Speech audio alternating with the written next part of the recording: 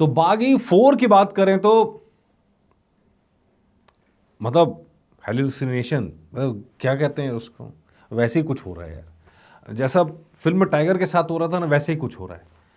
आप वैसे तो हिंदी में भ्रम कह देते हैं, लेकिन अंग्रेजी में जो भी कहें वो वैसे ही मुझे भी फील हो रहा होगा, वैसे ही आपके डायरेक्टर को और प्रोड्यूसर को भी फील हो रहा होगा। मतलब क्या बना दिया है यार, मतलब again and again and again and again वही चीज़ें लौट के आ रही हैं और फिर सवाल उठ रहे हैं यार, ये बॉलीवुड बर्बाद क्यों हो रहा है। नमस्कार, मेरा नाम है मनीष शर्मा और आप देख रहे हैं जनगण मन रिएक्ट्स। तो जी, कल तो देख नहीं पाए, आज देखी। चलो ठीक है, 3 घंटे लाइफ के लगाए हैं। तो आप लोग कह रहे थे रिव्यू लेके आए, तो यार रिव्यू में प्रॉब्लम क्या आ रही है? प्रॉब्लम ये आ रही है, किसी भी स्टोरी की सबसे पहली जान होती है जब आप ट्रेलर देखते हैं, तो आप ट्रेलर में आप ना एक खास रोमांच क्रिएट कर देते हैं। बाकी 4 के ट्रेलर्स दमदार थे, मतलब एक्शन लग रहा था कि पूरी फिल्म में धमाकेदार एक्शन होगा। लेकिन जब फिल्म देखने पहुंचे तो वो एक्शन जो है वो कहीं बैक सीट पे आ गया, सस्पेंस ऊपर आ गया और सस्पेंस के अंदर कहानी बैक सीट पे आ गई। मतलब आप कहेंगे यार क्या कंफ्यूजन है, या फिल्म में भी तो यही हो रहा है, मैं क्या करना कर रहा हूँ। अच्छा, फिल्म शुरू होती है, एक्सीडेंट एंड ऑल दैट, की ट्रेन आके मार गई वगैरह वगैरह, ठीक है। वो अपनी याददाश्त भूल गया, भाई इतने बड़े एक्सीडेंट में बच गया बंदा, यार यही बड़ी बात है। चलो ठीक है, भगवान की कृपा से बच गया। बागी को बचाए रखना चाहिए क्योंकि बागी 4 लाने की प्लानिंग भी होगी। खैर एनीवे, तो लेकिन यहाँ बागी बच गया।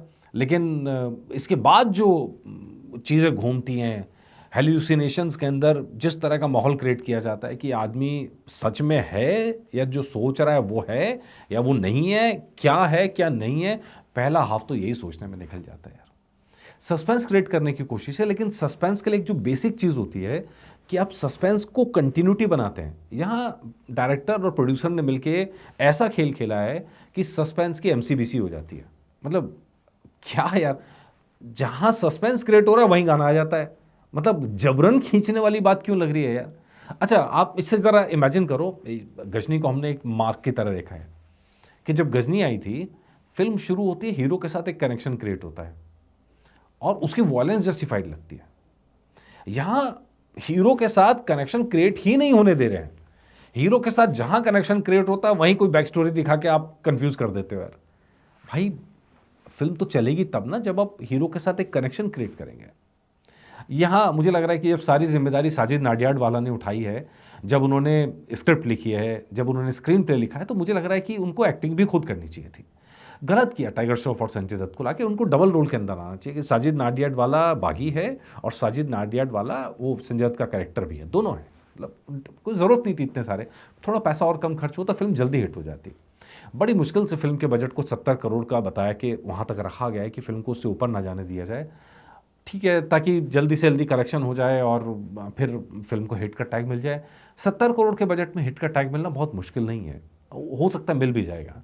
लेकिन उन लोगों का क्या जो जब थिएटर से निकल रहे हैं तो सर पकड़ के निकल रहे हैं यार।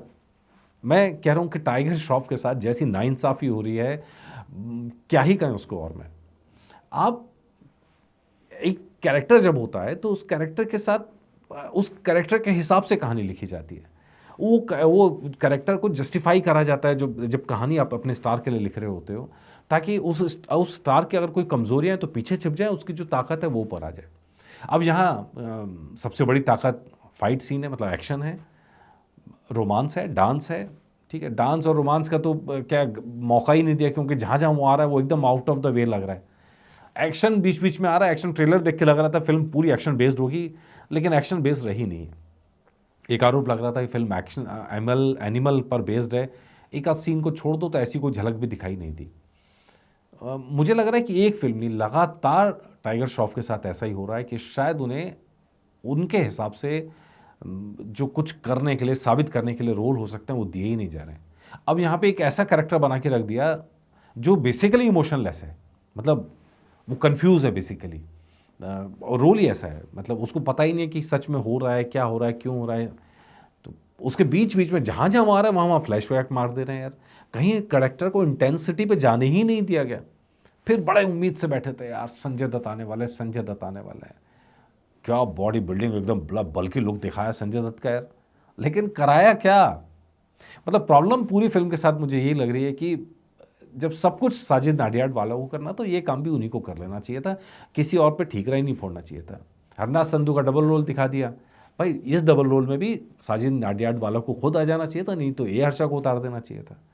मतलब कहाँ से कहाँ कहानी ले आके कहाँ से कहाँ करके यार, तब पता नहीं, एक हीरो के साथ जो कनेक्शन क्रिएट होता है वो करने में नाकामयाब रहे। फिर अचानक से विलेन को आप हीरो बनाने में लग जाते हो, सेम गलती वॉर 2 वाली। फिर विलेन को आप फिर वापस विलेन बनाते हो।